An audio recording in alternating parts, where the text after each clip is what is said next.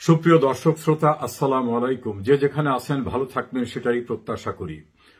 অস্থির বাংলাদেশের অস্থিরতা ক্রমান্বয়ে এত অবনতিশীল হচ্ছে যে এটাকে এখন সাংবাদিকরা প্রলাপ বলছেন, উন্মাদের বক্তব্য বলছেন, কেউ কেউ মন্তব্য করছেন যে এটা পাগলা গারদে পরিণত হয়েছে রাষ্ট্র প্রশাসন যারা চালাচ্ছে তারা। খোলামেলা সে কথাটাই বলি। ডক্টর মোহাম্মদ ইউনূসের প্রেস সেক্রেটারি একটি ইন্টারভিউতে বলেছেন যে ডক্টর মোহাম্মদ ইউনূস মেহেদী হাসান নামক একজন সাংবাদিকের সঙ্গে ইন্টারভিউ দিয়ে যে কথাটা বলেছেন এটা ট্রান্সলেট জাতীয় সমস্যা রয়েছে, অর্থাৎ অনুবাদের ক্ষেত্রে সমস্যা হচ্ছে। ডক্টর মোহাম্মদ ইউনূস কি বলেছিলেন? তিনি বলেছিলেন বাংলাদেশ আওয়ামী লীগ একটি বৈধ রাজনৈতিক দল, তাকে নিষিদ্ধ করা হয়নি, তার কার্যক্রমকে শুধুমাত্র স্থগিত রাখা হয়েছে, যে কোনো সময় সেটা প্রত্যাহার হয়ে যেতে পারে। এটা নিয়ে যখন তার প্রেস সেক্রেটারি শফিক সাহেবকে জিজ্ঞেস করলেন আর এক সাংবাদিক, তখন তিনি বললেন না, এটা ট্রান্সলেটে ভুল হয়েছে। উনি কথা বলেননি, এটা অনুবাদে ভুল হয়েছে। এখন ডক্টর ইউনূস দীর্ঘদিন বিদেশে থাকেন, ইংরেজিতে কথা বলতে স্বাচ্ছন্দ্য বোধ করেন। তিনি পরিষ্কারভাবে বলেছেন Awami League was not band for timing. Awami লীগকে তার কার্যক্রম বন্ধ রাখা হয়েছে এবং যে কোনো সময় তুলে নেওয়া হতে পারে। এর সঙ্গে একমত নন তার প্রেস সেক্রেটারি। তিনি খুবই ক্ষুব্ধ হয়েছেন, সম্ভবত তার একেবারে আতে ঘালে গেছে যে কেন বস এমন কথা বললেন কেন। এই জন্য প্রেস সেক্রেটারি বলছে না, এটা অনুবাদে ভুল হয়েছে, ট্রান্সলেশনে ভুল হয়েছে। উনি কথা বলেন নাই আওয়ামী লীগ ব্যান্ড। এটা নিয়ে গণমাধ্যমে আলোচনায় সাবেক সংসদ সদস্য এবং গণমাধ্যমের খুবই জনপ্রিয় একজন আলোচক গোলাম মাওলা রনিকে জিজ্ঞেস করেছেন সঞ্চালক এই বিষয়ে। রনি বলছেন যে কখনো কখনো উত্তাপ বেড়ে গেলে ধাতব জাতীয় পদার্থ গলে যায়, আবার ক্ষমতার উত্তাপ পেলে অনেকে দিককুল হারিয়ে যান। আর একটা প্রসঙ্গে দেখলাম আর একজনে বলছেন যে সরকারি নির্বাহীতে যারা দায়িত্বরত আছেন তারা কি পাগলের মতো প্রলাপ বকছেন, এখন কি সবই একটা পাগলা গারদে পরিণত হলো কিনা, এমন প্রশ্ন তিনি রেখেছেন। দর্শক শ্রোতা, আপনারা বুঝতে পেরেছেন ইউনূস মেহেদীকে বলছেন আওয়ামী লীগ একটি বৈধ সংগঠন, আওয়ামী লীগকে ব্যান্ড করা হয়নি, তার কার্যক্রম স্থগিত রাখা হয়েছে, যে কোনো সময় এটা প্রত্যাহার হয়ে যেতে পারে। তার প্রেস সেক্রেটারি বললেন না না না, এটা ঠিক, উনি এটা ঠিক বলেন নাই। আবার তার চেয়ে এক ধাপ এগিয়ে গেলেন তার আর এক উপদেষ্টা আসিফ নজরুল ওরফে মোহাম্মদ নজরুল ইসলাম।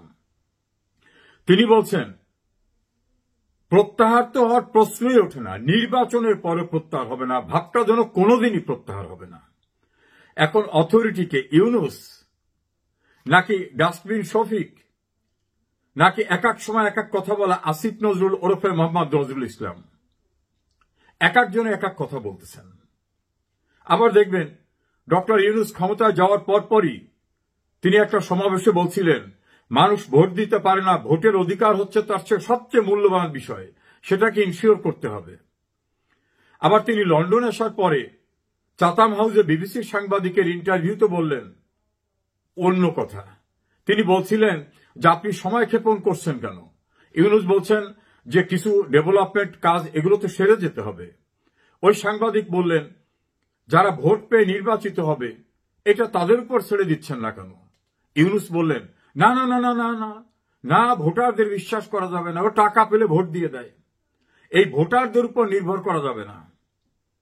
মাত্র কদিন আগে বললেন ভোটারদের সবচেয়ে মূল্যবান সম্পদ হচ্ছে তার ভোট, তিনি ভোটাধিকার দিয়ে মানুষকে নির্বাচিত করবেন, এই অধিকার পূর্বে লঙ্ঘিত হয়েছিল, তাদের ভোটাধিকার নিশ্চিত করব। আবার সেই একই ব্যক্তি লন্ডন এসে বলছেন ভোটারদের বিশ্বাস করা যাবে না, ওরা টাকা খেয়ে এদিক ওদিকে ভোট দিয়ে দেয়, ওদের উপর নির্ভর করে কিছু রাখা যাবে না। দর্শক শ্রোতা, বিষয়টাকে কেমন ভাবে দেখছেন? আবার এই ডাস্টবিন নামক শফিক, যার নামের সঙ্গে ডাস্টবিন শব্দটা যুক্ত হয়েছে, তিনি বলছেন ফেব্রুয়ারির পরে একদিনের জন্য আমরা ক্ষমতায় থাকব না, পৃথিবীর কোন শক্তি নাই যে একদিনের জন্য ক্ষমতায় রাখতে পারে। কিন্তু তার বস ডক্টর মোহাম্মদ ইউনূসের অভিলাষ ইতোমধ্যে পরিষ্কার হয়ে গেছে। তিনি বলছেন জনগণ তো বলে আমাকে আরো 5 বছর 10 বছর 50 বছর থাকতে, অর্থাৎ জনগণের দাবি আছে তাকে আরো 5, 10, 50 বছর থাকতে। ইউনূসের যে বয়স, তাতে যদি তাকে আরো 50 বছর রাখতে হয়, তাহলে তো একজন বিজ্ঞানী বের করা দরকার যে বয়স বাড়াতে পারে। যদিও এ পর্যন্ত কেউ আর বয়স বাড়াতে পারেননি, এখন ইউনূসের জন্য এমন একটা বয়স বাড়াতে হবে। কারণ তার যারা বস, বড় একটি রাষ্ট্রের সাবেক রাষ্ট্রপতি, বিভিন্ন অর্গানাইজেশন, তারাও নিজেদের বয়স বাড়াতে পারেন নাই। এখন তার প্রেস সেক্রেটারি বলছেন ফেব্রুয়ারির পর একদিনও না। আর ইউনূস তার অভিলাষ ব্যক্ত করেছেন যে কেউ কেউ তো বলে 5 বছর, 10 বছর, 50 বছর আমাকে চায়।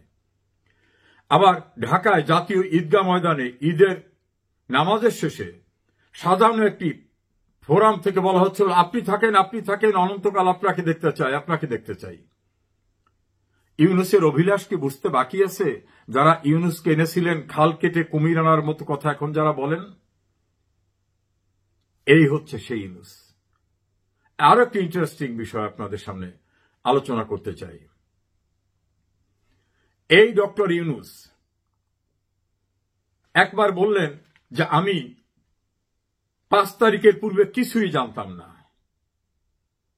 আর ইন্টারন্যাশনাল ক্রাইম ট্রাইব্যুনালে সাক্ষ্য দিতে যে তার কিংস পার্টির সভাপতি নাহিদ ইসলাম বললেন 4 তারিখে তো ওনার সঙ্গে আমার কথা হয়েছে।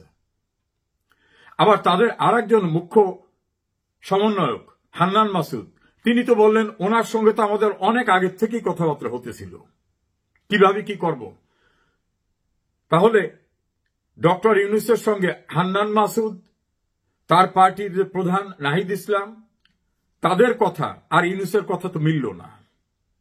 আবার ইউনূস আমেরিকার ক্লিন্টন ফাউন্ডেশনে গিয়ে বললেন নাথিং ওয়াজ হ্যাপেন্ড সাডেনলি, অর্থাৎ হঠাৎ কিছু হয়নি, এটা মেটিকুলাস ডিজাইনের মধ্য থেকে সবকিছু করা হয়েছে। এবং ডিজাইনের মাস্টার মাইন্ড বলে মাহফুজ সাহেবকে মঞ্চে এনে পরিচয় করিয়ে দিলেন। এই ভদ্রলোক আবার আরেকটি দেশে যাওয়ার পরে সাংবাদিকরা যখন জিজ্ঞাসা করল যে আপনি কিভাবে এটার সঙ্গে সম্পৃক্ত হলেন, বলে আমি কিছুই জানি না। আর আমেরিকায় বলে আসলেন মেটিকুলাস ডিজাইন করে এই ঘটনা ঘটানো হয়েছে, অর্থাৎ শেখ হাসিনাকে উচ্ছেদের ঘটনা ঘটানো হয়েছে। কি বুঝলেন? একই ব্যক্তির মুখে সকালে এক কথা, বিকালে এক কথা। ক্লিন্টন ফাউন্ডেশনে যা বললেন, জাপানে গিয়ে বললেন তার উল্টাটা। বাংলাদেশে যেটা বললেন, ভোটারদের সবচেয়ে মূল্যবান ভোটাধিকার ফিরিয়ে দিয়ে তাদের মাধ্যমে তাদের প্রতিনিধি নির্বাচন করার ব্যবস্থা করতে হবে, লন্ডনের চাতাম হাউসে এসে বললেন ভোটারদের নির্ভর করা যায় না, ওদের বিশ্বাস করা যায় না। আবার তার উপদেষ্টারা বললেন ঠিক বিপরীত চিত্রের কথা।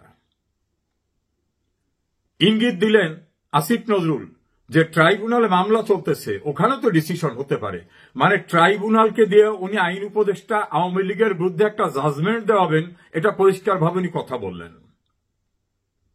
21 আগস্টের গ্রেনেড হামলার পরে উনি তৎকালীন ইন্ডিপেন্ডেন্টের সঞ্চালক খালেদ মহিউদ্দিনকে ইন্টারভিউ দিয়ে বলেছিলেন এই 21 আগস্টের দায় বিএনপি অস্বীকার করতে পারে না, এ দায় তাদের।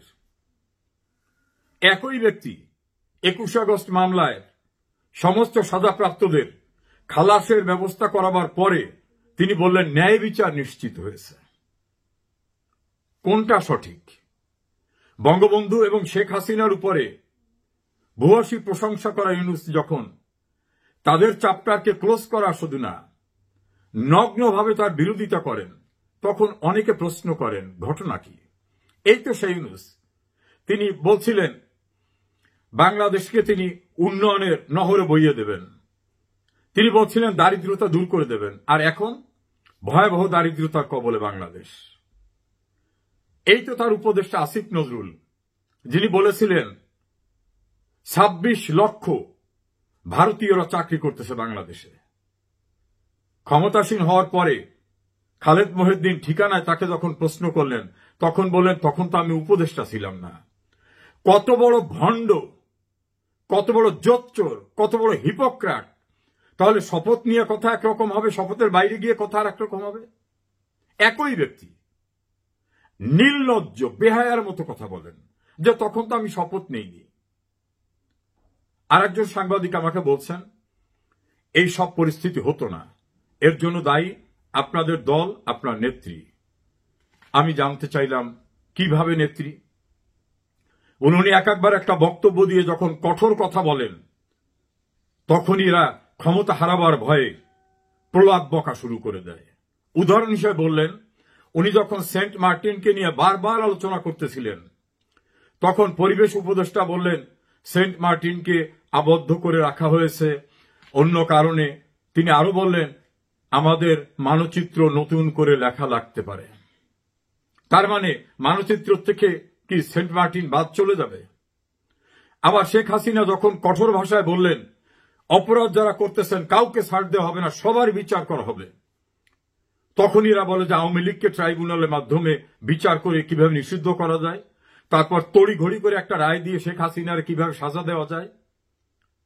এই সব নাকি শেখ হাসিনা যখনই কথা বলেন তখন হয়।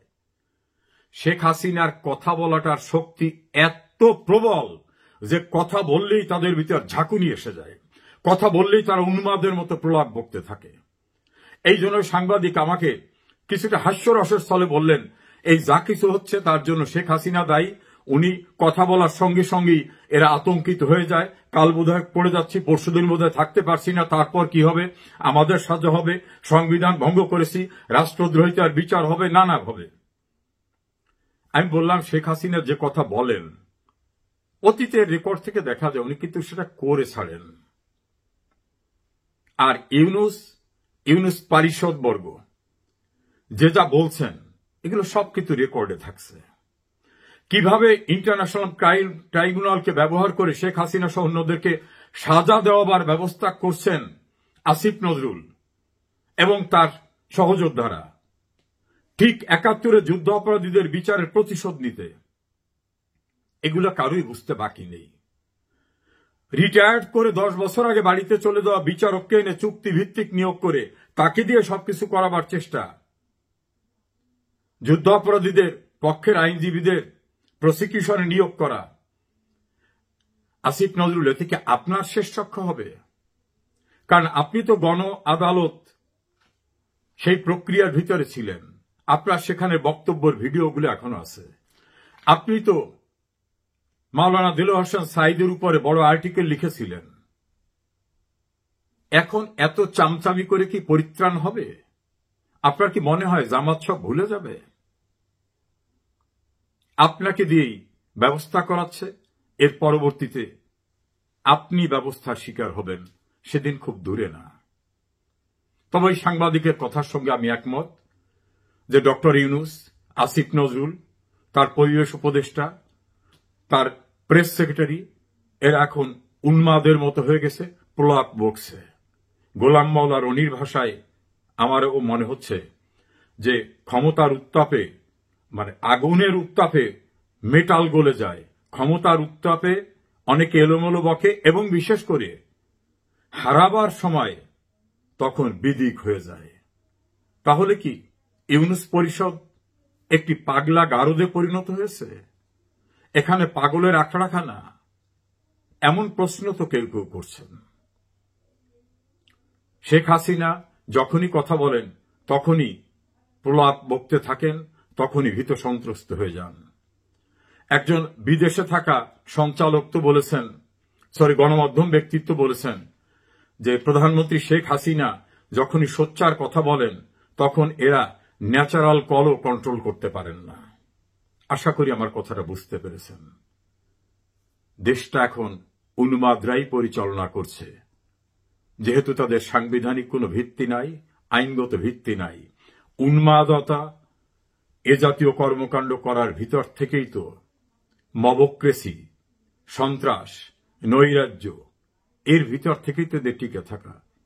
এর আয়ুষ্কাল খুব বেশি না, ধৈর্য ধরুন, খুব শিগগিরই পরিণতির জন্য অনেক কিছুই দেখতে পাবেন।